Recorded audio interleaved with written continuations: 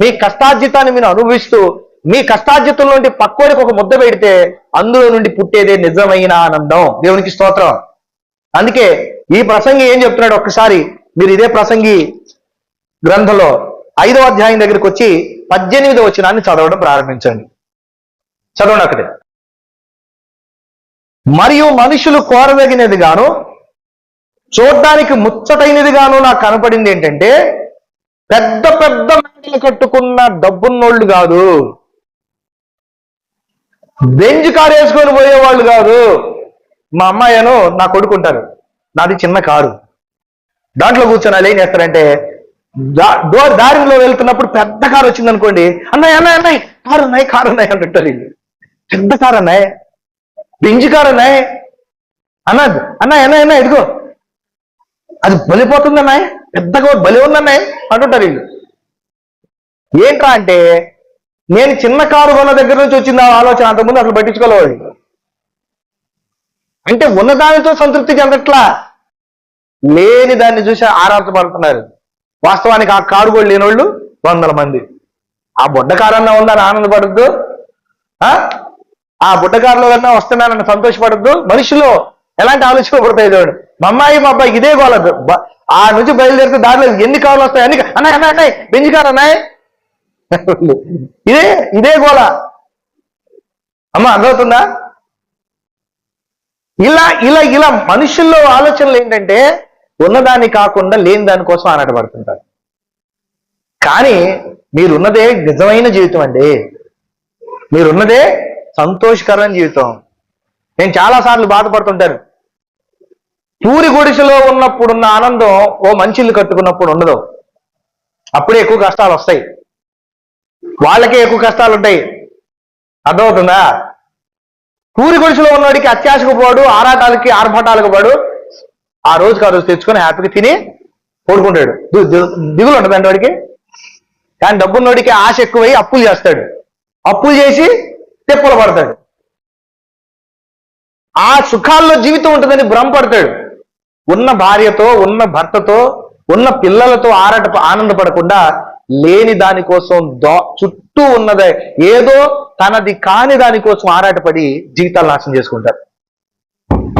ఈరోజు పాస్టర్లు, ఈరోజు దైవ జనులని చెప్పుకుంటున్న వాళ్ళే అమ్మా కనీసం విశ్వాసులు వంటి మౌలికమైన భక్తి విలువలు కూడా లేకుండా భ్రష్టు అయిపోయారండి. ఇక్కడ కూర్చొని వింటున్న మీ దగ్గర ఉన్నంత భయం కూడా లేకుండా మైకు పట్టుకొని నిత్యం బల్లగుద్ది వాక్యం చెప్పే వాళ్ళల్లో దేవుడు అంటే భయం లేదు, మాట్లాడేటప్పుడు భయం లేదు, తప్పుడు పని చేసేటప్పుడు భయం లేదు, అబద్ధాలు ఆడేటప్పుడు భయం లేదు, చెడు ప్రవర్తన చేసేటప్పుడు భయం లేదు, గర్వంలో భయం లేదు, కోపంలో భయం లేదు. అదే సామాన్యులైతే అమ్మో దేవుడు ఏమనుకుంటాడో అని భయపడతారు. బైబిల్ పట్టుకున్న వాళ్ళకే భయం లేకుండా పోయింది. అందుకే ఈరోజు క్రైస్తవుల్ని అన్యులు ఎక్కువ మంది విమర్శించడంలో కారణం ఏంటంటే విశ్వాసులైన వాళ్ళే కాదు, పాస్టర్లు కూడా దీనికి కారణం అవుతున్నారు. అలాగని అందరూ అట్లాగా లేరండి, చాలా మంది మంచోళ్ళు ఉన్నారు. కానీ ఎవరుంటారంటే ఎవరైతే పొద్దుస్తమానం ఎదుటోళ్ళని విమర్శిస్తారో, ఎవరైతే ఎదుటోళ్ళని తప్పుపట్టే ప్రయత్నం చేస్తారో వాళ్ళే సరిగా బతకరు. మా అర్థమవుతుందా? ఎదుటోళ్ళు తప్పు పట్టడానికి భయపడుతూ బతికే వాళ్ళు తమని తాము జాగ్రత్త చేసుకుంటూ తమలో లోపాలు ఏమైనా ఉన్నాయేమో అని ఆలోచించుకుంటూ వాళ్ళని వాళ్ళు పరీక్షించుకుంటూ బతుకుతారు. కానీ ఎవరైతే పొద్దు లెగిస్తే ఇంక వేరే పనే ఉండదు, వాళ్ళని వాళ్ళు ఆలోచించుకోరు, వాళ్ళ ప్రవర్తన ఆలోచించుకోరు, వాళ్ళ విశ్వాసాన్ని ఆలోచించుకోరు. నువ్వు పొద్దు లెగిస్తే దేవుని కోసం ఏం చేస్తున్నావు, సంఘం కోసం ఏం చేస్తున్నావు, నీ వ్యక్తిగత ప్రవర్తన కోసం ఏం చేస్తున్నావు, ఏమీ లేదు. కాళ్ళు బారదప్పి కడుపు నిండా తిని పొద్దు లెగిస్తే ఎదుటోళ్ళని విమర్శిస్తుండేటువంటి వాళ్ళు, పొద్దు లెగిస్తే దేవుని పేరు చెప్పి అడుక్కుంటుండేవాళ్ళు, పొద్దు పేరు చెప్పి దేవుడి పేరుతో సుఖాలు అనుభవించి కోట్లు వెనకేసే వాళ్లే దేవుని కోసం సరిగా బతకరు. అర్థమవుతుందండి? ఎందుకంటే వాళ్ళు వాక్యాన్ని చదివి కూడా ఈ ప్రసంగి చెప్తున్న విషయాలను మర్చిపోయి లోకం దేని వెంట అయితే సుఖాల వెంట, డబ్బుల వెంట, ఆస్తుల వెంట, ఆనందాల వెంట పరిగెత్తారో వీళ్ళు కూడా వాటి వెంట పరిగెత్తి యోధా తప్పిపోయినట్టు తప్పిపోయి భ్రష్టులు అయిపోయారు. అర్థమవుతుందండి? యోధా తనకి ఇచ్చిన గొప్ప అవకాశం, యేసుక్రీస్తు అపోస్తలుడిగా ఉండడం అంటే మామూలు విషయం అండి? అమ్మా చెప్పండి. దేవుడే మన పక్కన వచ్చి మన గురువుగా ఉండి నీకు ఆయన శిష్యుడిగా ఉండి గొప్ప పరిశుద్ధాత్మ వరాలిచ్చి ఆయన కోసం పని చేయమంటే ఎవరు కాదంటారు? చచ్చిపోయిన వాళ్ళని లేపగలిగి, దెయ్యాలను వెళ్ళగొట్టగలిగి, జరగబోయేది చెప్పగలిగి, దేవుని కొరకు ప్రాణాలు ఇవ్వగలిగే గొప్ప జీవితం ఎవరు? దేవుడే మన పక్కన ఉంటే. ఎందుకంటే గొప్ప జీవితం ఉంటుందా? దేవుని కుమారుడు మనతో జీవించి మనల్ని పెంచి మనకి జ్ఞానాన్ని ఇచ్చి దెయ్యాల మీద లోకం మీద అధికారాన్ని ఇస్తే 30 నాణాల కోసం ఏం చేసుకున్నాడు? అమ్మేసుకున్నాడు. 30 నాణాలు ఎంత అండి? చాలా మంది కొద్ది రూపాయల కోసం, కానుకల కోసం, డబ్బుల కోసం, లోక సుఖాల కోసం శాశ్వత జీవితాన్ని, గొప్ప జీవితాన్ని పాడు చేసుకుంటున్నారు. భ్రష్టులైపోయి కూడా మేము పడిపోయాము అని గుర్తించకుండా నిలబడి ఉన్నాం అనుకుంటున్నారు. అందుకే మిత్రులారా, దేవుని బిడ్డలారా, గుర్తుపెట్టుకోండి, బైబిల్ చెప్తున్న మాట, అమ్మలారా, బైబిల్ చెప్తున్న మాట ఒక్కసారి మీరు చూడండి. ప్రసంగి గ్రంథం 5వ అధ్యాయం 18వ వచనం చెప్తుంది.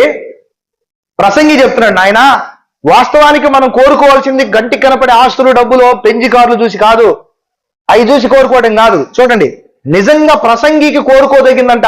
అమ్మా, ప్రసంగి అంటే ఎవరు? ఒక రాజు. ఆయనకి లేనివి ఏమన్నా ఉన్నాయా? అమ్మా, లేనివి ఏమన్నా ఉన్నాయా? అన్నీ ఉన్నాయి. కానీ ఈయన దేన్ని ఎక్కువ ఇష్టపడుతున్నాడు?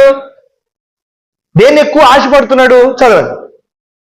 మరియు కోరదగినది గాను చూడ ముచ్చటైనది గాను నాకు కనబడినది ఏదనగా, దేవుడు తనకు నియమించిన ఆయుష్కాల దినములన్నీ ఒకడు అన్నపానములు పుచ్చుకుంటూ, ఎదుటోడి కష్టార్జితం కాదు, ఎవడో సొమ్ము తింటం కాదు, వాడి కష్టార్జితం వాడు అనుభవిస్తూ క్షేమముగా బ్రతకడమే నిజమైన భాగ్యం. వాడికి భలే భాగ్యం రా. వాడి భాగ్యం ఎవరికి వస్తుంది? మన మధ్యలో ఆడి బస్సు పెడితే బస్సులో నుంచి బ్యాగ్ దొరికిందంట, వాడికి 1,00,000 దొరికిందంట, అందుకని 1,00,000 కొడుకుని పెట్టారు. 1,00,000 దొరికితే 1,00,000 కొడుకుని పెట్టేవాళ్ళు. అమ్మ, అర్థమవుతుందా? మన ఊర్లో చెప్పుకుంటుంటారా, అరే ఆయన ఎట్లా బాగుపడ్డాడు రా అంటే, ఏందనుకున్నావు, నా చిన్నప్పుడు బస్సు పెడితే ఆ బస్సులో నుంచి డబ్బులు పెడితే డబ్బులు 50,000 దొరికినాయి ఆయనకి, అప్పటి నుంచి